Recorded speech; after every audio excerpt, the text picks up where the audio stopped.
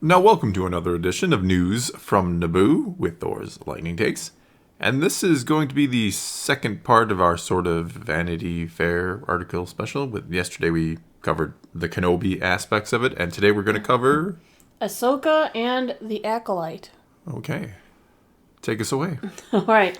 Starting with Ahsoka. In 2023, Rosario Dawson will head the live-action Ahsoka series. She's super excited to be bringing the character to life as a Star Wars fan herself. Her casting as Ahsoka was the result of a fan suggestion that Lucasfilm took seriously. Someone tweeted Dawson a picture of art depicting her as Tano, and she responded, yes, please? That ended up making its way to Filoni, who was working with Favreau, finding ways because they wanted to include Ahsoka in their live-action projects with the goal of giving her her own series someday. So apparently fan casting can work. It can work. It's worked elsewhere, too, recently. Yes. That's kind of spoiler territory for other things, but yeah. But yeah, I would love to. I mean, we've made fan cast lists ourselves of... Yeah, I think people love doing that. Like, who would you like to see playing this character? Even though Star Wars is, one of Lucas's ideas was always kind of getting new faces, so you're not kind of associating the character with the actor, per se. Right. Something I always like that Lucas did. I'm trying to think, we were doing a fan casting with the Discord server. What was it we were doing fan casting for? Was it for Old Republic? I think so. Yeah, yes, it was. It was funny because we wanted the girl who played Arya Stark to play Mission. I think that could work. I don't know. I don't know if that was my fan casting, but... That was mine. All right. All right, moving on then. All I know is my fan casting for Zalbar was me. Just put me in the suit. And that's when fan casting doesn't work. So, in October 2021, after Dawson had shot her guest spots, she read a trade report about Christensen possibly joining her standalone show. That Anakin Skywalker, had been her character's mentor, and Vader's memory would understandably still haunt her. Dawson took a screenshot of the headline, opened up Instagram, using the characters' nicknames for each other in the Clone Wars, and she posted, "Sky Guy, they know, see you soon, Snips." And then the Disney Lucasfilm police came for her. Well, only to later realize that the report was an unconfirmed rumor. Fans took her post as hard confirmation, and the powers that be at Lucasfilm were distressed. I looked in my email, I like that. And Star Wars was like, "You might want to take that down." Dawson remembers. I'm like, man, I can't be trusted. Though Lucasfilm, eager to reclaim secrecy, still won't confirm if Dawson had inadvertently leaked the truth about Anakin or if it was a false report. Maybe it is a false report. I thought Hayden's confirmed it too. Anakin confirmed it himself, so... I was pretty sure I don't Hayden's know also... that he has. Has he? I don't read and remember every word he says, so I don't... Oh, well, then you're not a true fan. Well, brush up a little bit next time. I'm pretty sure we know he's going to be in there. They just don't admit it. I mean, certainly as a Force Ghost, flashbacks, potentially. Yeah, why not? I mean, I'm sure Hayden... I'm hoping he's having a lot of fun with Kenobi, or had a lot of fun with Kenobi and being back. He seems to. I mean, he's really enjoying the tour. Yeah, absolutely. I mean, every interview I've now seen him in or read, he seems to really be enjoying it. So I think for sure he'd come back to do a little bit of Ahsoka as well. Mm-hmm. And he'd probably be back to actually playing Anakin. Yeah, which would be kind of the full circle of the journey, right? Mm-hmm. Getting to play the Force Ghost of Anakin. I'm assuming Force Ghost of Anakin, though. Who knows? Right. Well, as with every Star Wars title, emotions and nostalgia are wrapped up in this series. Filoni, who helped create the title character with Lucas, and he watched her become a touchstone to young girls who were drawn to Snips as the first lead female in the Jedi Order. The quest Ahsoka has hinted at in her guest appearances on The Mandalorian and Boba Fett were hunting an Imperial Grand Admiral named Thrawn, who vanished into deep space at the conclusion of the animated serial's Rebels, and this is likely to be explored further, although plot details are still being held tightly. Ahsoka is a continuous story, Filoni offers. It is definitely driving towards a goal in my mind, as opposed to being little singular adventures. That's what I want the character to be doing, and I think that's what fans want now. They have such a relationship with her. I've only recently started to understand that all those kids that watch the Clone Wars are now a lot older. They're very excited about all the things they grew up with, as they should be. Well, yeah, I mean, of course it's going to be about the hunt for Thrawn or the search for Ezra with Sabine. I mean, I would be stunned if that's not the route this series goes.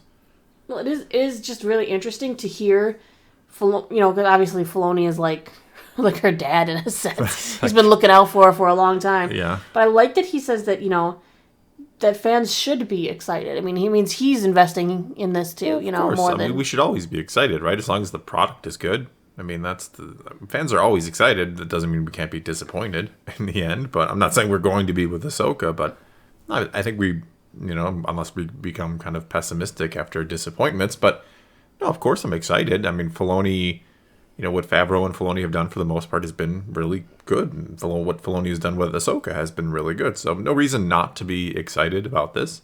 All right, so let's move on to what Vanity Fair had to say about the upcoming show, The Acolyte. Slightly further off is The Acolyte, with a tale set about a century before the Skywalker saga. The Acolyte, reportedly starring Amandla Steinberg, aims to do just that. The show is in the casting phase, but the writing is largely complete, says showrunner Leslie Headland. She has been planning it for 2 years, mostly from the confines of her home. Casual Star Wars fans who haven't been following the recent novels and comics might still be unaware of a lot of the facets of the High Republic era. The Acolyte, Headland says, takes place roughly, I keep saying roughly, it's like exactly 100 years before Phantom Menace. A lot of these characters from there haven't even been born yet, except, like Yoda. There's a few on the council or in the order that would be alive or are alive during the High Republic era, but yeah. At least during this 100 years before. We're taking a look at the political and personal and spiritual things that came up in a time period that we don't know much about.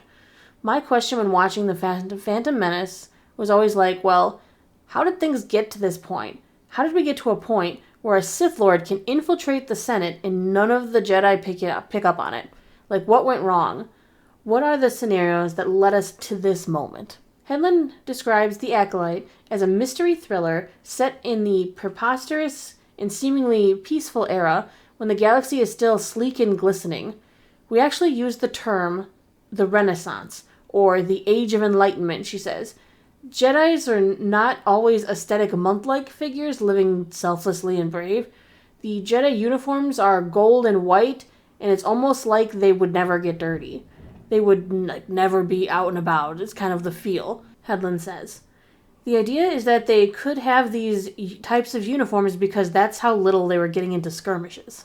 Well, that's not really holding with the rest of the High Republic, which is 100 years before this show, from what we know. I mean, they are certainly getting their hands dirty with the Nihil and the Drunger. Right, but what you're reading takes place 200 years before the Skywalker saga? Yes. So we're assuming that they're going to get back to peace in the 100 years before time. Okay, well, then why are we going 150 years further back with Phase 2 of the High... I'm really confused by the High Republic era. Because they're writing it all sorts of all over? I mean, now we're going to go 150 years back only to have a show that goes 100 years forward from the starting point. I mean, I'm hoping they have a plan. I know that's kind of a joke among Star Wars these days, having plans, but, they did... I mean, one of my gripes is almost that it does feel, when you read the High Republic books, it does feel almost a little too planned out, which is the complete opposite problem that, say, the sequels had. But you can kind of see that they're really trying to link things together almost a little too much at times. And then you have, so many different authors handling different parts of the story. It can be slightly inconsistent. I'm not trying to complain too much because I have, for the most part, liked a lot of the High Republic. But I'm not sure what the overall goal is here.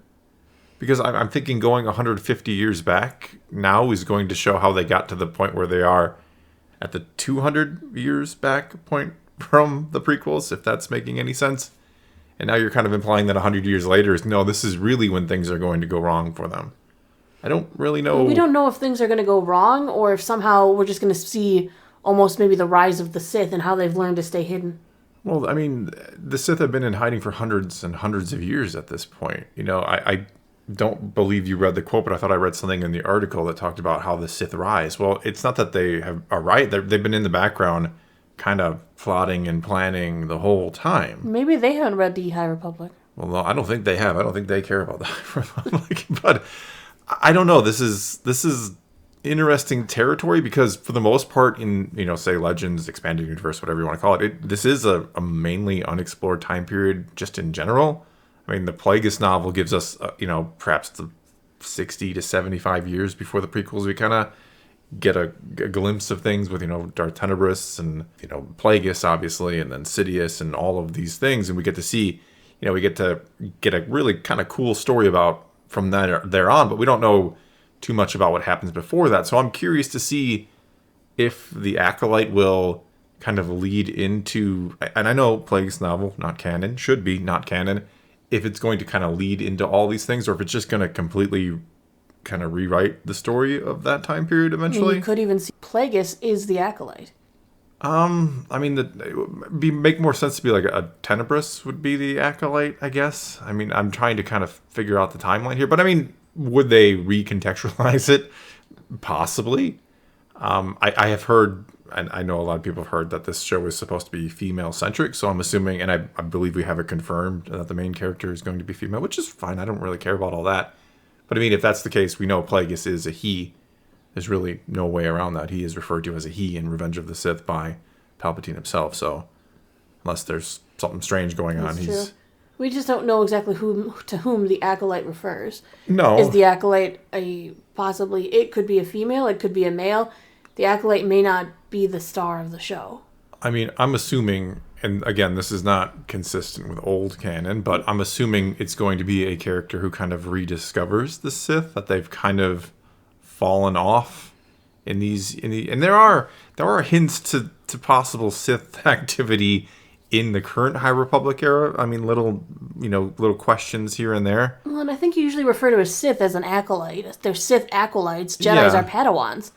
Sure, yeah. I mean, it's not called the Padawan, it's called the Acolyte, which makes me feel like whoever this is about is going to be going down the dark side. Well, absolutely. I mean, that's kind of one of the exciting parts about this series, is we could just kind of see finally get really a dark side kind of show or series or something that delves into it. I feel like we know a lot about the Jedi, but let us observe the Sith a little bit more. Yeah, I'm just, like I said, I'm curious how this is all going to blend together, both in terms of, just the High Republic era itself being spread out over so much of a time period now, because we're talking about what, like, a 250-year time frame here that we're dealing with, just in general, from 100 years before the prequels to like 350 years before the prequels. That's a lot of time to kind of have this story in. So I'm really curious how this all blends together, and if it does, and how this will blend together with what we know of, again, Plagueis, Tenebris, and some of the other, activities of this time that we learn about in the Plagueis novel.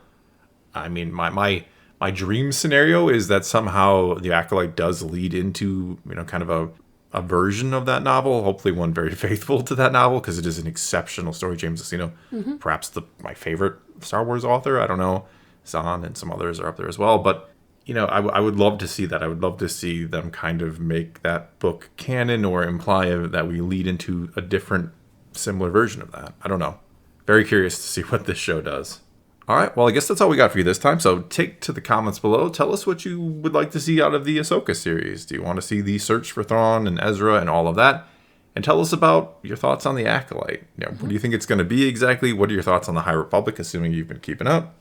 Stay tuned tomorrow, because we will have more from Vanity Fair. We're going to be talking about Mandalorian, Andor, possibly some other things as well. Yeah, this was a long article, and I knew if we tried to do it all at once, it'd be like an hour-long video. It'd be crazy. But anyway, take to the comments below. Let's talk some Star Wars. And until next time, thanks for watching.